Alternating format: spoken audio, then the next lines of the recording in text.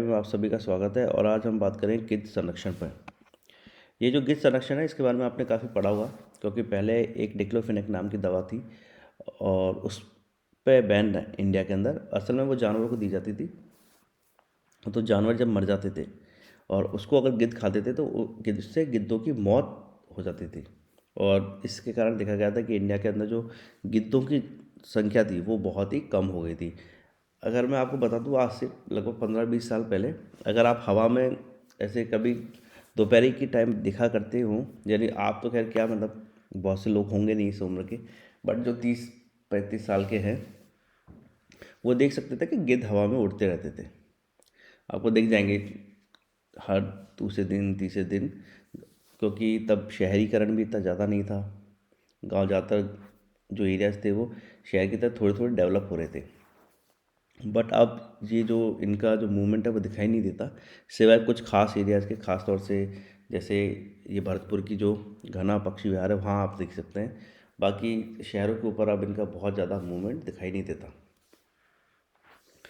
तो डिक्लोफिनेक से क्या हुआ था कि इनकी मौत होने लगी थी, तो डिक्लोफिनेक को फिर बैन कर दिया गया था। अब जो गिद्ध संरक्षण में और भी स्टडीज़ हुई हैं तो देखा गया है कि कुछ 3 और दवाएं हैं जो जानवरों को दी जाती हैं, और इनको देने से भी जानवरों की इनको देने से भी क्या होता है, जानवरों के अंदर डिक्लोफिनेक जैसा ही रिएक्शन हो जाता है बॉडी के अंदर। और जब जानवर मर जाता है और उसको अगर गिद्ध खाते हैं तो इससे गिद्धों की जो मौत है वो भी हो जाती है।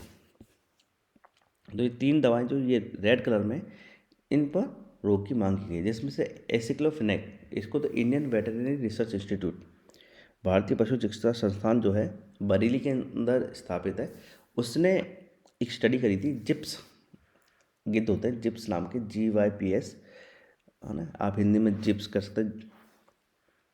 तो उन गिद्धों पे स्टडी की गई थी, उसमें देखा गया था कि जिन भी जानवर को एसिक्लोफिनेक दी गई, ये पेन किलर है, दर्द निवारक है, तो जिन भी जानवर को एसिक्लोफिनेक दी गई तो उनके बॉडी में जाके वो इस तरह से कन्वर्ट हो गई कि डिक्लोफिनेक जैसा उसका असर हो गया।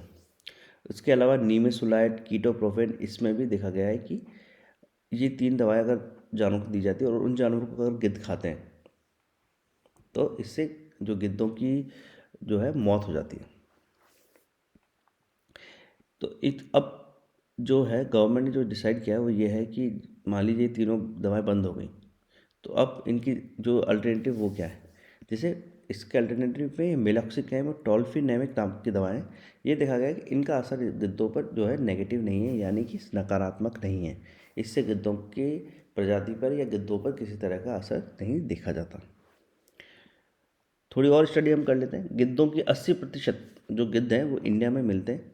एशियन गिद्ध, जो एशियाई प्रजाति के गिद्ध है, उसका 80% जो जनसंख्या है वो इंडिया में पाई जाती है।